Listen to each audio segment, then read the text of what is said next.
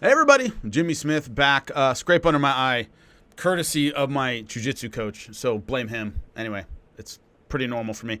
Anyway, so was one thing I want to talk about. I promised you guys more content this week, understandably, because I'm less busy this week. I'll call a fight next week though. Patricio Pitbull and Michael Chandler both got fights scheduled for April at the UFC 314 card, which is Volkanovski versus Diego Lopez. Both of them have fights scheduled. I kind of folded them together, even though they're in different positions, where Patricio Pitbull just signed with UFC from Bellator, and then Michael Chandler obviously been there for a while. They have very different fights, and they have very different problems moving forward. But I lumped them together because I've called so many of their fights, and obviously they fought one another, that there's some parallels that I want to get into. So I'll do a real breakdown, obviously before the card like I always do. But when these fights got signed, a couple things really occurred to me. Number one, when you look at Bellator all time, I think Patricio Pitbull is the best fighter in Bellator history. Everything he did, the number of times he won the title, the consistency of his performances, how he would win rematches. Guys would beat him, he would come back and beat them in the rematch. This ability to kind of be mentally so incredibly strong. Pitbull's strong in two ways. Well, at least two ways. Number one, he is pound for pound one of the hardest punchers I've ever seen in MMA, period. The guy hits like a freight train, and he's 145 pounds. I held pads for the guy one time. I trained with him. And he hit as hard as some middleweights I've held pads for. His style's pretty basic, but God, he can hit. I've seen him knock guys out with a jab before. He hits really hard, and he's mentally so strong. I remember when what stands out to me the most was his rematch with Daniel Strauss. He had beaten Daniel Strauss by decision. Then they're fighting again. This time Pitbull's champion. And Strauss has beaten him from pillar to post in this fight. And I remember looking at the fight. I called it live. And one of the things I do, because most of the time we're in commercial during the fight itself. During the round breaks. We're in commercial. So what happened was, we're in commercial. He's getting beaten up, and what that lets me do is lets me really look at the corners, because I'm not on camera, I don't have to say anything, so I really tend to check the corners out. And he's losing, and in between rounds, I kept looking for that break, right? I kept looking for that moment where Patricio was going to go, I can't win this, and kind of make the agreement, which is, look, I'm not going to try and win that bad, you just don't hurt me. He never did. I'm looking at him, and he's just focused on Daniel Strauss. He's just 100% locked in, even though he's getting beaten up. Round 4, 10 seconds left. Strauss went for a bad Kimura, steps over, takes his back, chokes him out. And I went, this guy just won't break. He just won't ever mentally give up. You can beat him, but he won't ever fold. And the difficulty with him making the transition to UFC, when he's making it, is he's been through a lot of fights. He's been through a lot of freaking fights.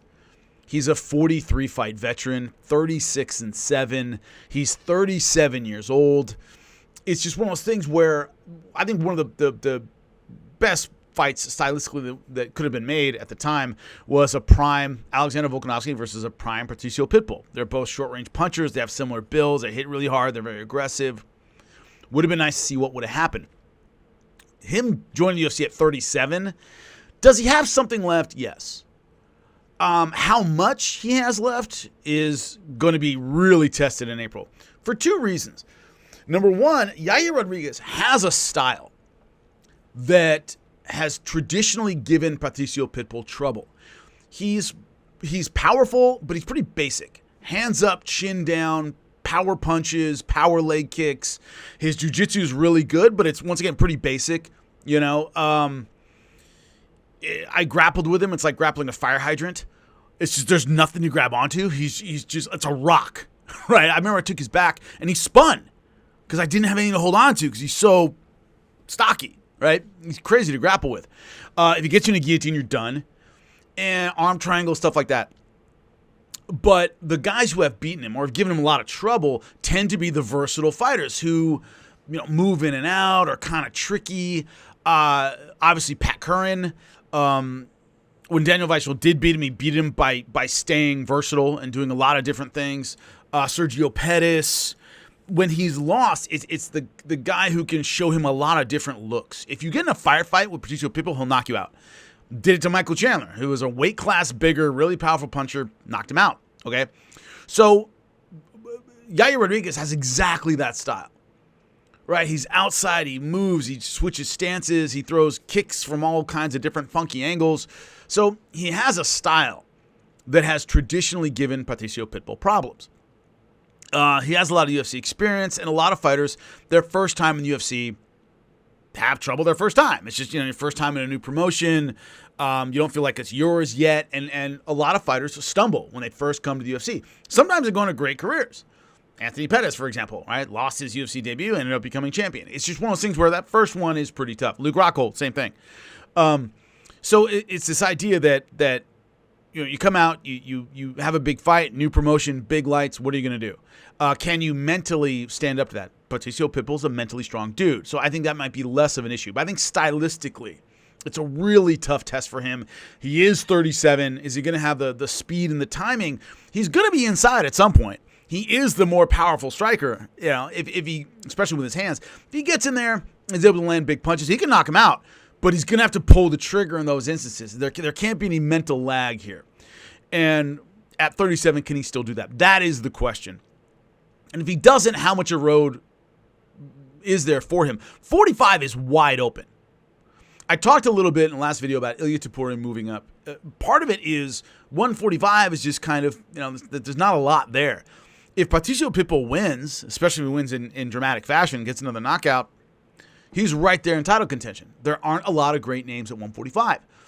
So to me, he's in the right division late in his career, but it's a division where, God, if he can beat Yair, he's right there. Boom, might get a title shot next time out. Who knows? May see that Volk versus Pitbull fight. But stylistically, he's going to have trouble. And I'll break it down, obviously, as the fight gets closer.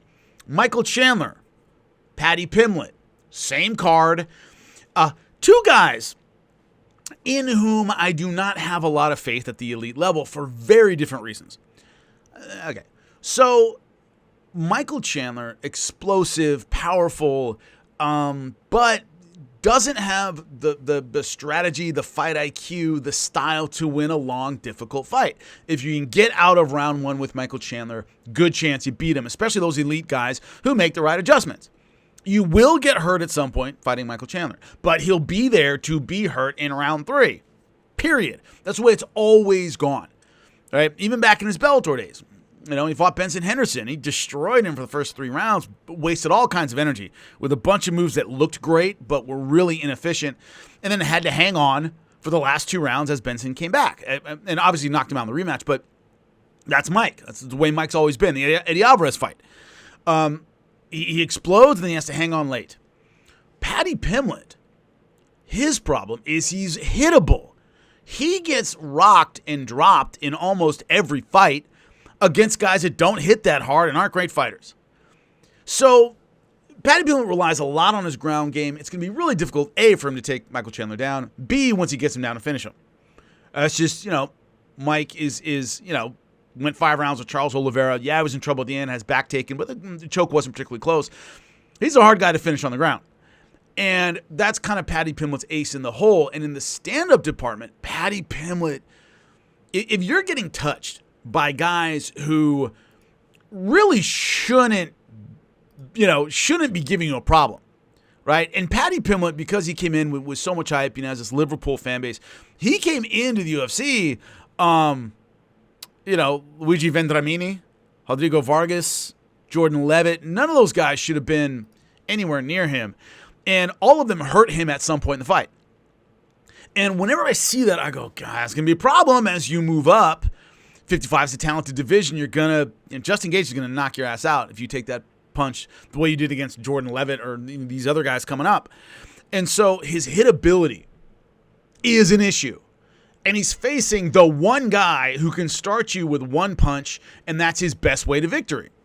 That's how Mike fights.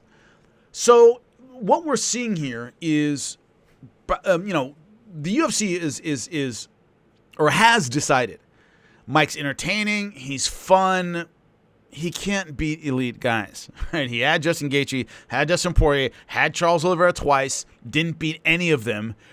His 2 wins, 2 and 4 in the UFC, his 2 wins are Tony Ferguson and Dan Hooker. So, it's the UFC has decided, like, all right, he's not going to be champion. All right, contender status just isn't where Mike should be. He'll give us entertaining fights, but he's not going to win. And I think we as a fan base have decided that he's just not going to be that guy. We're not going to get involved in, boy, Mike might be champion. I think that ship done sailed. He can still have exciting fights against the Paddy Pimbletts of the world, against the mid-level guys who might be the top of the mid-level. You want to find out if you're a contender? Take on Michael Chandler and we'll see. But Paddy particularly has a vulnerability with this style.